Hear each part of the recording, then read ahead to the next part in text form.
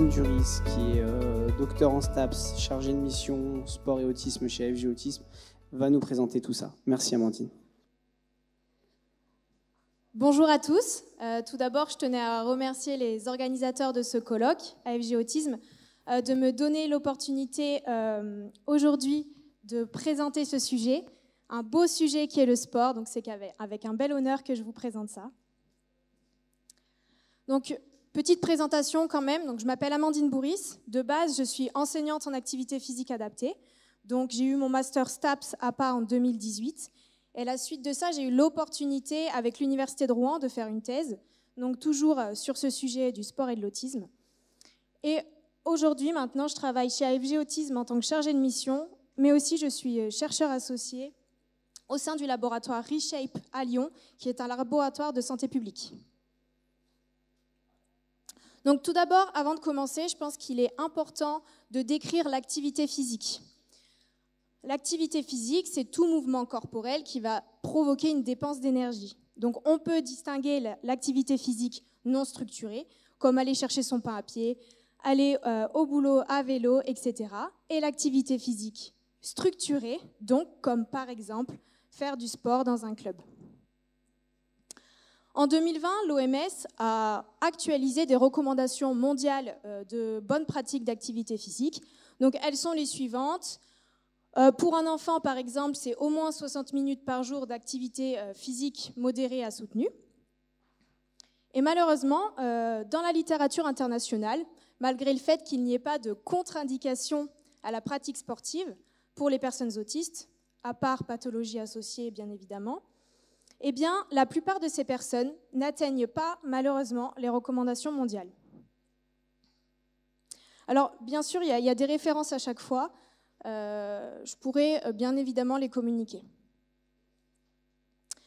Ce manque d'activité physique pourrait être dû en partie à cause du manque d'accès aux activités sportives. En effet, la littérature internationale, toujours, nous expose que beaucoup moins de personnes avec autisme auraient une participation aux activités physiques structurées. Et encore moins de personnes, notamment les enfants, pratiqueraient un sport organisé en club. Un autre constat assez intéressant, c'est que les enfants autistes seraient beaucoup moins actifs après l'école, quand ils y ont accès bien évidemment, que les enfants non autistes. Ce constat pourrait être dû justement à moins d'opportunités extrascolaires. En France, on observe quelques belles initiatives locales et nationales, notamment avec la Commission nationale sport et autisme, la FFSA, le Comité paralympique et sportif français, mais il reste tout de même certaines zones blanches sans solution, avec des familles qui ne trouvent pas de clubs proches de chez eux. Une étude en 2021 par la FFSA, donc la Fédération française de sport adapté, a constaté que seulement 38% des personnes autistes, licenciées FFSA, n'avaient pas de pratique régulière. Et parmi le peu de pratiquants, 82% rencontraient des obstacles, avec une baisse significative de cette pratique sportive à l'âge adulte. À la suite de cette étude, une autre étude a été réalisée. Et d'ailleurs, la synthèse est disponible sur Internet depuis peu de temps. C'est l'étude Autisport qui a voulu comprendre pourquoi il y avait cette rupture d'activité physique et sportive à l'âge adulte, jeune adulte. Et la grosse conclusion qu'on peut en faire, c'est qu'il faut construire un projet avec le jeune et sa famille et de faire des politiques publiques plus inclusives.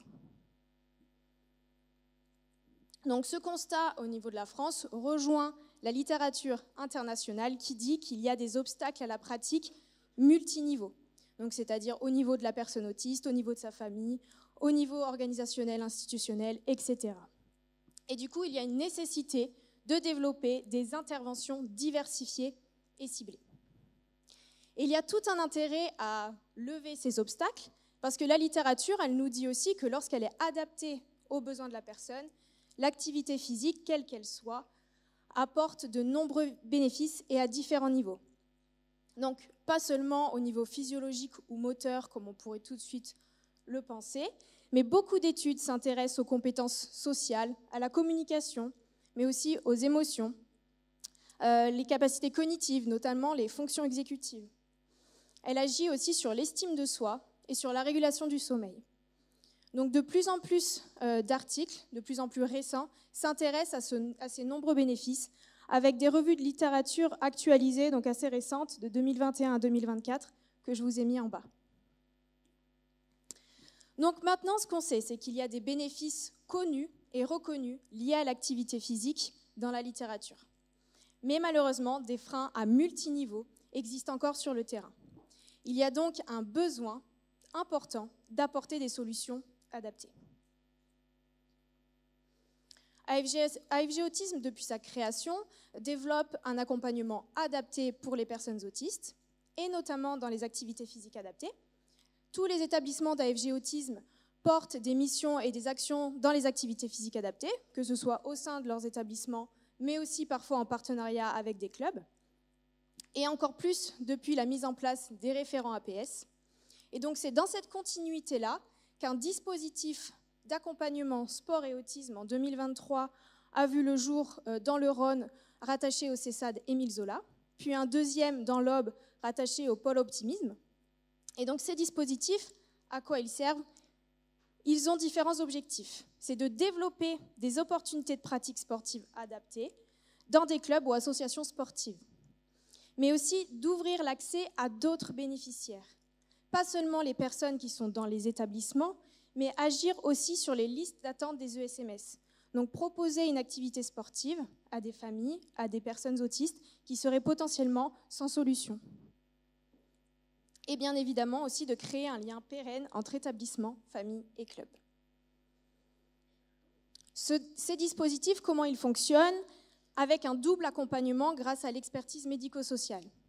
Donc d'un côté, il y a accompagnement de la personne autiste et de sa famille, avec la co-construction d'un projet sportif, donc un projet personnalisé en activité physique adaptée, pour après l'orienter, l'accompagner dans un club partenaire. Et de l'autre côté, il y a une grande nécessité d'accompagner aussi les clubs. On va venir superviser, co-encadrer certaines séances pour que petit à petit le club devienne autonome dans sa prise en charge, dans son accueil du public. Et on va venir aussi former les entraîneurs sur le terrain avec ce transfert des compétences médico-sociales. Depuis peu, une plateforme AFG Autisme accompagne ces différents dispositifs à niveau national, dont notamment Adrien Gérinière en est le coordinateur. C'est aussi le créateur du premier dispositif dans le Rhône et il œuvre toujours pour le bon développement de ce dispositif.